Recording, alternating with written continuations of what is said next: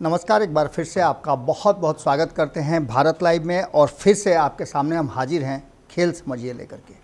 आज के खेल समझिए में जब ये खबर आप देख रहे होंगे, उसके कई ऐसे आयाम हैं जिसकी चर्चा हम पहले कर चुके हैं, लेकिन आज इस खबर के प्रकाशित होने के थोड़ी ही देर के बाद बिहार की राजनीति में और भी बहुत कुछ होने जा रहा है। बिहार की राजनीति में पिछले 2-3 दिनों से जो कुछ भी हो रहा है, उसमें सुसाइडर बम से लेकर के अन्य बात, आत्मघाती दस्ते, इन सारी चीज़ों की चर्चा हो रही है। इसके साथ साथ जो सरकार ने नौकरियां दी हैं उसको लेकर के चर्चा हो रही है, हंगामा हो रहा है, अलग अलग जगह पर धरना प्रदर्शन हो रहा है, ये सारी चीज़ें हो रही हैं। वहीं तेजस्वी यादव देश से बाहर हैं। बिहार में पर्यटन को कैसे बढ़ावा दिया जाए इसको समझने के लिए जापान गए हुए हैं। नीतीश कुमार चुप हैं। मंदिर मंदिर पूजा पंडालों को घूम घूम करके नीतीश कुमार ने दशहरा मनाया, रावण वध हुआ, ये सारी चीज़ें आपको नज़र आई होंगी, सब कुछ देखा होगा आपने। लेकिन इस बीच में एक खबर जो आई, जिस खबर ने अचानक से भारतीय जनता पार्टी की वांछी खिला दी।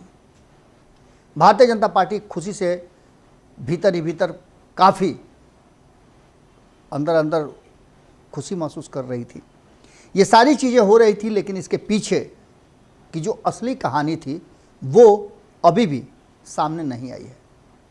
असली कहानी नीतीश कुमार और लालू प्रसाद की वो रणनीति और दोस्ती है जो सामने से तो देखने में कुछ और लगती है, लेकिन अंदर ही अंदर अगर दोनों पूरी तरह से डिटरमाइन हो जाएं तो सामने वाले की बाट लगा देते हैं। वाट लगा देते हैं, ये शब्द जो है तो टपोरी जैसा है, लेकिन कहीं ना कहीं ये शब्द बड़ा मुफीद होता है जब दो लोग अलग रह करके या साथ आते हैं और साथ आकर के फिर से जिसके साथ रहे हैं कुछ दिन तक उसको हराने की कोशिश करते हैं। यानी भारतीय जनता पार्टी के लिए इन दोनों की दोस्ती कहीं ना कहीं, चाहे जितना भी कहा जाए, लेकिन मुश्किल पैदा करने वाली नज़र आती जा रही है। नीतीश कुमार और लालू प्रसाद की कन्फ्यूज़न पॉलिसी जो है वो काफ़ी कारगर साबित हुई है, और इसको आंकड़ों की तरह यदि समझें आप तो आपको सब कुछ समझ में आ जाएगा। नीतीश कुमार और लालू प्रसाद की रणनीति के सामने बहुत सारे ऐसे रणनीतिकार हैं जो पानी मांगते हैं। बिल्कुल उसी स्टेज में पहुंच गया है ये पूरा का पूरा माहौल, और बिहार से देश की राजनीति का मुस्तकबिल तय किया जा रहा है। भारतीय जनता पार्टी को अच्छी तरह से पता है कि इन दोनों की असली ताकत है क्या। उसके बाद ये दोनों कहीं ना कहीं कन्फ्यूज़न ऐसा क्रिएट कर रहे हैं कि कहीं ऐसा ना हो कि भारतीय जनता पार्टी की जो नाव है वो डुबा दे। फिर से रिपीट की बात भी आ रही है कि कहीं ऐसा ना हो कि रिकॉर्ड फिर से रिपीट हो जाए और भारतीय जनता पार्टी मुंह ताकती रह जाए। हालांकि उसमें भी कई तरह की चर्चाएं हो रही हैं कि अगर रिकॉर्ड रिपीट होता है तो विधानसभा नहीं, लोकसभा के रिकॉर्ड को लोकसभा के रिकॉर्ड से तुलना की जाए, विधानसभा के रिकॉर्ड को विधानसभा से तुलना की जाए। लेकिन क्या वोटों के आंकड़े जो आपके बेस वोट हैं उसके आंकड़े चाहे लोकसभा या विधानसभा उसमें बदलते हैं क्या? ये सारी बातें आपको ऐसे समझ में आ सकती है कि हम बार बार आपको बता रहे हैं कि नीतीश कुमार का इस खेमे में और उस खेमे में होने का मतलब क्या होता है। नीतीश कुमार जिस खेमे में होते हैं उस खेमे की ताकत ज़्यादा हो जाती है। हारते हारते भी जीतने की नौबत आ जाती है या फिर क्लीन स्वीप हो जाता है। 2015 में क्या हुआ था सबको पता है, 2005 में क्या हुआ अक्टूबर में सबको पता है, 2010 में क्या हुआ सबको पता है। लालू प्रसाद के MOI समीकरण के बावजूद पूरी तरह से नीतीश कुमार और भारतीय जनता पार्टी ने क्लीन स्वीप कर दिया था।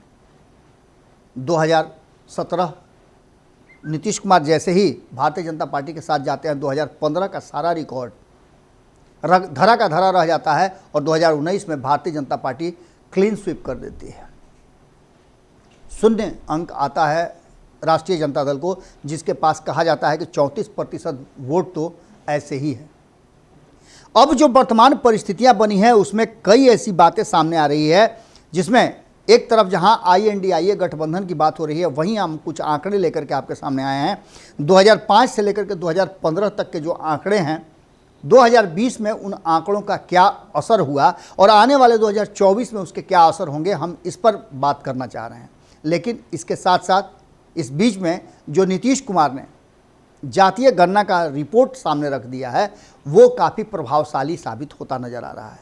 अब इसके काट के रूप में भारतीय जनता पार्टी कौन सा काम करेगी ये देखना दिलचस्प होगा, लेकिन साथ ही 5 राज्यों में हो रहे चुनाव को लेकर के भी बहुत सारी रणनीतियां काम करना शुरू कर दी हैं। हालांकि इसको लेकर के भारतीय जनता पार्टी काफ़ी खुश है, क्योंकि INDIA गठबंधन जो है उस गठबंधन में इस 5 राज्यों के चुनाव में आपसी क्लेश शुरू हो चुका है। अंततः नीतीश कुमार ने भी इसमें थोड़ा सा अपना रंग डाल दिया, जो और बदरंग हो गया। उन्होंने अपने उम्मीदवार मध्य प्रदेश में उतार दिए। इसके साथ साथ अब ये पूरी कहानी किसी अलग दिशा में जा रही है। क्या नीतीश कुमार और लालू प्रसाद एक तरफ जहां भारतीय जनता पार्टी को कंफ्यूज कर रहे हैं, वहीं क्या कांग्रेस को भी कंफ्यूज कर रहे हैं? आप जब ये खबर देख रहे हैं उसके कुछ ही घंटों के बाद श्री बाबू की जयंती मनाई जाएगी और ये जयंती कार्यक्रम कांग्रेस ने आयोजित किया गया है और इसके उद्घाटनकर्ता लालू प्रसाद हैं। नीतीश कुमार इसमें आमंत्रण मिला है नहीं मिला है इसकी कोई सूचना अब तक नहीं है और नीतीश कुमार नहीं जा रहे हैं ऐसी बातें सामने आ रही हैं। यानी कि आप समझ सकते हैं कि यहाँ मामला किस तरफ शिफ्ट कर रहा है। इस बीच में नीतीश कुमार ने जो बातें कही हैं वो भी आपको काफ़ी नज़र आया होगा। इसके साथ साथ जो अलग अलग बयान आए हैं INDIA गठबंधन के नेताओं के द्वारा, दलों के द्वारा, वो भी काफ़ी महत्वपूर्ण है और अखिलेश यादव ने इस बयान की शुरुआत की है। उन्होंने कहा है कि मुझे अगर पता होता, ये कई बार रिपीट हो चुका होगा, आप तक भी पहुंचा होगा, लेकिन इसमें खास क्या है तो खास ये है कि अखिलेश यादव ने कमर कस लिया है कि सबसे बड़े संख्या वाले लोकसभा वाले राज्य के अंदर में जो फैसला होगा वो अखिलेश यादव लेंगे और उनके फैसले पर भारतीय जनता पार्टी को या अन्य लोगों को टक्कर देने के लिए उनके सहयोगी दलों को आना पड़ेगा या मानना पड़ेगा उनकी बात। अखिलेश यादव उत्तर प्रदेश में निर्णायक भूमिका में रहेंगे, जैसा कि उनके मन से, उनके विचारों से, उनके बयानों से साबित हो रहा है। तो वहीं नीतीश कुमार भी उस स्थिति में आना चाहते हैं जिससे कि कांग्रेस को खुली छूट नहीं मिले। लालू प्रसाद और कांग्रेस के संबंधों को लेकर के जो बातें कही जा रही थी वो कहीं ना कहीं अगर उसी तरह से चलती रहीं तो पता है लालू प्रसाद को कि बिहार की सत्ता पर नीतीश कुमार कभी भी उन्हें काबिज नहीं होने देंगे और तेजस्वी यादव को कभी भी वो आगे बढ़ करके नहीं सौंपेंगे। 2024 का चुनाव एक बड़ा ही महत्वपूर्ण मोड़ पे आकर के खड़ा हो गया है, जहां आप एक दूसरे के विरुद्ध चुनाव भी लड़ रहे हैं और एक दूसरे के साथ होने का दावा भी कर रहे हैं। ये कैसी दोस्ती है? इस बात को लेकर के भारतीय जनता पार्टी खुश जरूर हो सकती है, लेकिन कहीं अगर ये कन्फ्यूज़न क्रिएट करने वाला लालू और नीतीश का पैंतरा हुआ तो भारतीय जनता पार्टी का क्या होगा? निश्चित रूप से भारतीय जनता पार्टी को चारों खाने चित करने के लिए ये आंकड़े काफ़ी हैं। ऐसी स्थिति में 2015 का रिकॉर्ड आपके सामने होगा और 2015 के रिकॉर्ड में क्या कुछ था ये आप अच्छी तरह से समझ रहे हैं। 2015 में जो रिजल्ट आए थे उसमें महागठबंधन को, जो 3 दलों का ये गठबंधन था, उसमें 41 में से 27 सीटें जीत करके आई थी कांग्रेस, जो लंबे समय के बाद इतना सारा आंकड़ा उसके पास आया था। तो वहीं जनता दल यूनाइटेड 101 सीटों में 71 सीट जीत करके आई थी और राष्ट्रीय जनता दल 101 सीटों में से 80 सीटें जीत करके आई थी, जो पूरी तरह से भारतीय जनता पार्टी को ध्वस्त कर दिया था। नरेंद्र मोदी के इतना बड़ा ऑरा, इतना बड़ा नाम और 2014 में इतनी मजबूत जीत के बाद भी बिहार में उन्हें ध्वस्त होना पड़ा था, बिहार में उन्हें फेल होना पड़ा था। ये आंकड़े अब 2024 में कहीं ना कहीं डराने लगे हैं। 2024 से तुलना अगर कर लीजिएगा तो वहाँ नीतीश कुमार कहीं ना कहीं 2014 में अलग अलग चुनाव लड़े थे, ये भी बातें आप अच्छी तरह से जानते हैं। लेकिन इस पूरे मामले में जो INDIA गठबंधन में हुआ है, अखिलेश यादव के बयान की बात कर लें या फिर नीतीश कुमार के उम्मीदवार उतारने की बात कर लें, इन सारी बातों पर अब तक नीतीश कुमार और लालू प्रसाद चुप हैं। हालांकि इनकी पार्टी के तरफ से प्रवक्ताओं ने बयान दिए हैं, कई नेताओं के बयान आए हैं, लेकिन वो बयान कहीं ना कहीं वो चिप्पी साटने जैसे हैं, जिसका मायने आने वाले समय में लगाया जा सकता है। अब आप अगर आंकड़ों की बात करें तो हमने आपको बताया, वहीं महागठबंधन 5 दलों का ये समूह था, 6 दलों का, जिसमें भारतीय जनता पार्टी को 53 सीट आए थे, आरएलएसपी को 2, एलजेपी को 2, हिंदुस्तानी अवाम पार्टी को 1 और 1 सीट 3 सीट माफ़ कीजिएगा सीपीआईएमएल को आया था। अब इस पूरे कहानी में एक नया ट्विस्ट आया है और वो ट्विस्ट है कि 2005 की अगर बात करें तो 2005 में एनडीए में भाजपा और जदयू मिल करके जो 55 सीटें भाजपा को आई थी और 88 सीटें जदयू को आई थी, इसमें 15.6% और 20.4%, यानी कि सब मिला करके 36-37% वोट आया था एनडीए को। वहीं अगर बात करें महागठबंधन या यूपीए उस समय जो था, उसमें कांग्रेस को 9 सीटें, राजद को 54 सीटें, एनसीपी को 1 सीट आया था, माकपा को 1 सीट आया था, लोजपा को 10 सीट आया था, भाकपा को 3 सीट आया था और बाकी सब मिला करके अगर देखा जाए तो इसमें यूपीए के जो साथी दल थे 2005 में वो सत्ता से बेदखल हो गए थे और एनडीए की सरकार बनी थी। इसके साथ साथ आपको बता दें कि 2010 की बात करें तो नीतीश कुमार के 5 साल के जो शासन थे उसको लेकर के बिहार की जनता ने उनका फुल समर्थन किया और जो परिस्थितियां बनी थी उसमें भाजपा को 91 सीट 16.5% वोट मिले थे, जो 2005 से 1% के आसपास ज़्यादा थे। तो वहीं जनता दल यूनाइटेड को सीटें 115 मिली थी और वोट का प्रतिशत उनका बढ़ करके 22.6 हो गया था, यानी 2% से ज़्यादा उनकी वृद्धि हुई थी। और इसी में आप देख लीजिए कि 2% में सीटों का आंकड़ा कितना बढ़ गया, तो सीटों का आंकड़ा लगभग 22 से 24 के आसपास बढ़ गया। ये एक बड़ा कहा जा रहा है तो चेंजेस था। अगर बात करें तो राजद, लोजपा, कांग्रेस और अन्य दलों को मिलाकर के जो गठजोड़ था राजद और लोजपा का, उसमें राष्ट्रीय जनता दल को 22 सीटें आई थी, लोक जनशक्ति पार्टी को 3 सीटें आई थी। इसके साथ साथ कांग्रेस जो अलग चुनाव लड़ी थी उसे 4 सीटें आई थी, 8.4% उसे वोट मिले थे। उसी के साथ साथ अगर 2015 की तुलना करें, 2010 में इतना सब कुछ हुआ, 2013 में नीतीश कुमार अलग हो गए और भारतीय जनता पार्टी बिहार की सत्ता से बेदखल हो गई। केंद्र की सत्ता में तो काबिज हुई लेकिन वहाँ से अलग हो गई। उसके पीछे भी कारण थे, हम आपको बताते हैं।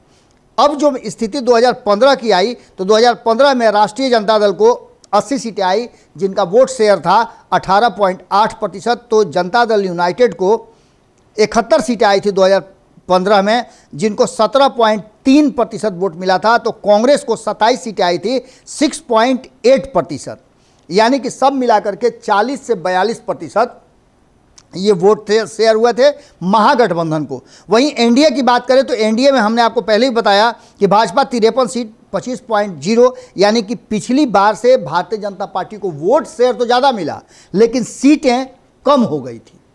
इसके साथ साथ लोक जनशक्ति पार्टी को भी सीटें 2 मिली, 5% का इनका वोट शेयर था। तो वहीं राष्ट्रीय लोक समता पार्टी को 2 सीटें आई, उनका वोट प्रतिशत 2.6 था। इसके साथ साथ हिंदुस्तानी अवाम पार्टी 1 सीट जीत करके आई थी, 2.3% का इनका वोट शेयर था और अन्य को 22.2% मिला था। अब सबसे बड़ी बात यह है कि जो 18%, 17% और 6%, यानी कि लगभग 42 से 43% वोट जो आए थे उसको अगर बाइफर्केट करके देखें तो आपको ये समझ में आ जाएगा कि भारतीय जनता पार्टी की चिंता का कारण क्या है। तो भारतीय जनता पार्टी की चिंता का कारण है कि कहीं ऐसा तो नहीं कि लालू प्रसाद और नीतीश कुमार मिल करके कोई ऐसा इंटरनल गेम खेल रहे हैं जो भारतीय जनता पार्टी को पूरी तरह से फिनिश करने की है।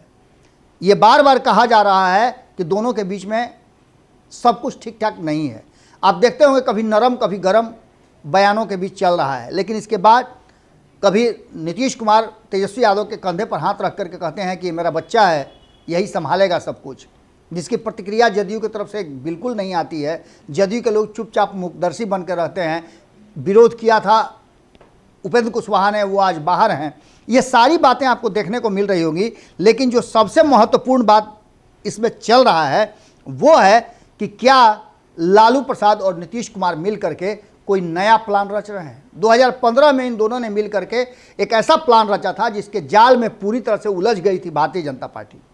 और भारतीय जनता पार्टी को डर इसी बात का है कि भले ही विधानसभा के चुनाव में परिणाम जो भी हो, भारतीय जनता पार्टी और कांग्रेस की इस लड़ाई में ये अपने आप को अलग रखना चाहते हैं। दोनों अपना अपना औकात नाप लें, उसके बाद लालू प्रसाद और नीतीश कुमार मिल करके एक साथ ही फ्लाइट करेंगे, यानी कि एक साथ वो पूरी तरह से इस पूरे जो INDIA गठबंधन है इस पर अपना कब्जा जमा लेंगे और मजबूर कर देंगे कांग्रेस को कि वो नीतीश कुमार के साथ चले। और ऐसी स्थिति अगर बनती है तो आप मान के चलिए कि भारतीय जनता पार्टी के लिए 2024 आसान नहीं होगा। जो बिहार एक रास्ता तय करेगा, उस रास्ते में नीतीश कुमार और लालू प्रसाद मुश्किलें पैदा कर सकते हैं देश भर में, क्योंकि 28-29 दल हैं जिसको समेट करके रखने में कहा जा रहा है कि नीतीश कुमार को महारत हासिल है। और नीतीश कुमार के हाथ में यदि कमान आया तो निश्चित रूप से आप जान लीजिए कि भारतीय जनता पार्टी की सांसें जो हैं वो अटकी हुई ही रहेंगी। परिणाम क्या होगा ये तो अलग बात है, लेकिन इतना तय मान के चलिए कि अगर कन्फ्यूज़न वाली राजनीति और रणनीति लालू प्रसाद और नीतीश कुमार ने बनाई है तो ऐसी स्थिति में भाजपा को ये रणनीति ले डूबेगी।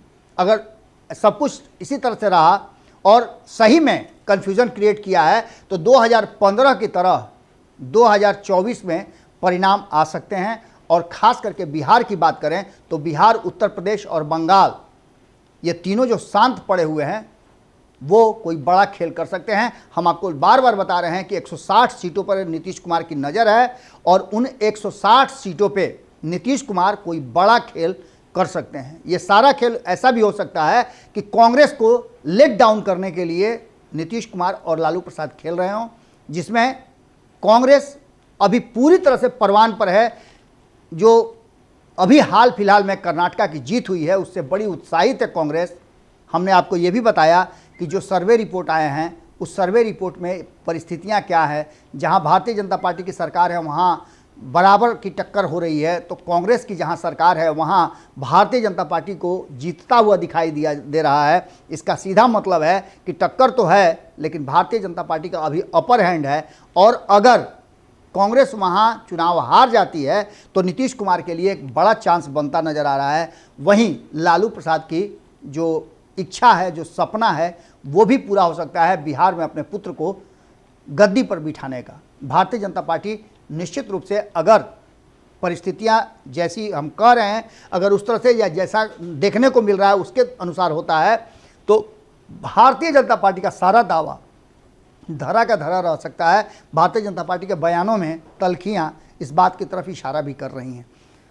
जुड़े रहिएगा भारत लाइव के साथ, खबरें लगातार जारी हैं। खेल समझिए में हम आपसे यहीं विदा लेते हैं। आपके कमेंट का हमें इंतजार रहेगा। बहुत बहुत धन्यवाद। अगर ये वीडियो पसंद आई और वह बिहार के राजनीति और बिहारियत से सरोकार रखेनी तो सब्सक्राइब बटन दबा के चैनल के सब्सक्राइब कर ली। ओजे एगो घंटी बा, ओकरा बटन दबा देला से कुल सटीक और मारक खबर रुआ मुफ्त में मिल जाई। अगर रुआ पत्रकारिता के हमनी के नया प्रयोग में सहयोग कर चाहतानी तो ज्वाइन बटन दबा दी। पेटीएम नंबर नोट कर ली 9386816700। धन्यवाद।